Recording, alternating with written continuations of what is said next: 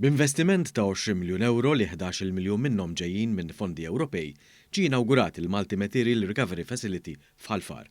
Tal-impjant se jkun qed jirriċikla l-ewwel darba f'pajjiżna tires, saqqiet, injam, tessuti, ħaġiġ ċatt, ġablow, ġibs u tamir li jaħdem bl-elettriku. Dan se jtejjeb il-kapaċità tal-materjal tal-iskart ta' pajjiżna billi l-materjal li jista' jiġi rkuprat ma jispiċċax fil-miżbla u minflok jidħol fl-ekonomija ċirkulari.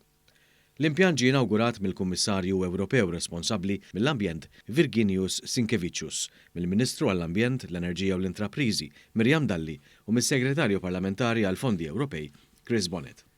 Il-Kummissarju Ewropew Sinkevicius qal li dan il-proġett se jagħmel il-pajjiżna konformi mal-miri tal-immaneġġjar tal-iskart tal-Unjoni Ewropea u rimarka li fl-aħħar snin Malta għamlet bosta tibdiliet fil-politika ambjentali tagħha. Today is a great step, enormous step in the right direction. Plants like the one we're opening today will be essential for achieving these goals. We've seen tremendous move already in the past 3 years as regards the change in Malta, and I hope that this is another step which will allow country even faster to move forward.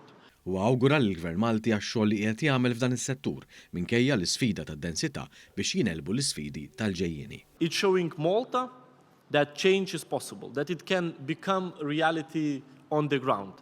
So it's very important to congratulate you all for the work that you have done to bring it to the life.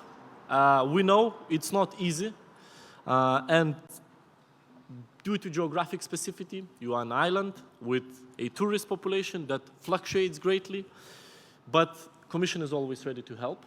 Il-Kummissarju Ewropew qal li dan l-investiment minn pajjiżna qed isir waqt li l-kontinent Ewropew qed jaffaċċja l-isfida tal-gwerra tal-Ukrajna u r-rispons tal-Unjoni Ewropea fil-qasam tal-enerġija u l-ambjent, il-European Green Deal.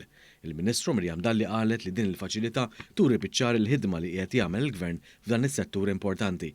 Dan jingħaqad ma' kullana ta' inizjattivi fosthom dik li r-riċiklaġġ tal-iskart sar obbligatorju u anki l-iskema ta' rifużjoni tal-kontenituri tax-xorb. Qalet li b'dawn il-miżuri diġà hemm żieda qawwija fir-riċiklaġġ meta mqabbel mas-sena l-oħra. So as you can see, Commissioner, our plan is ambitious to reverse the trends in waste management. The challenges are not few, but we are determined to continue working hard and ambitiously. Is-Segretarju Parlamentari Chirs Bonett iddeskriva dan il-proġett bħala wieħed favur is-sostenibilità u anki favur l-ambjent.